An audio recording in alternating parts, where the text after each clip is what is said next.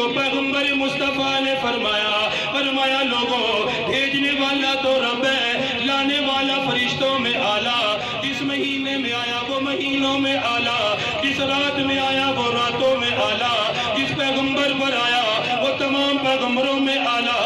اس لیے فرمایا خیرکم من تعلم القرآن وعلم، جب بھیجنے والا اعلیٰ، لانے والا اعلیٰ، جس مہینے میں آیا وہ اعلیٰ، جس رات میں آیا وہ اعلیٰ، جس پیغمبر پہ آیا وہ سب سے اعلیٰ۔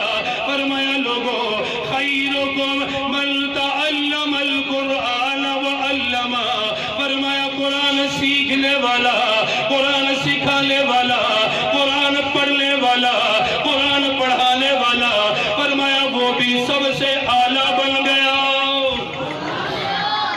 جب قرآن سب سے اعلیٰ تو پڑھنے پڑھانے والا بھی ظاہر سی بات ہے سب سے اعلیٰ ہے، پڑھانے والے بھی اعلیٰ، پڑھنے والے بھی اعلیٰ ہیں۔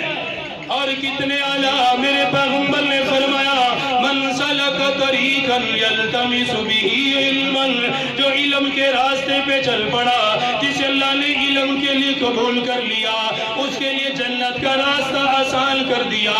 قرآن کی تعلیم، قرآن سیکھنا سکھانا اتنا اعلیٰ۔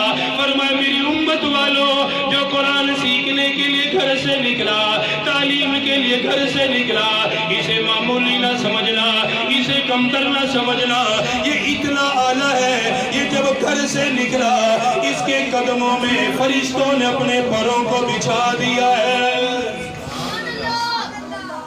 اس کے قدموں میں فرشتے اپنے پر بچھا دیتے ہیں۔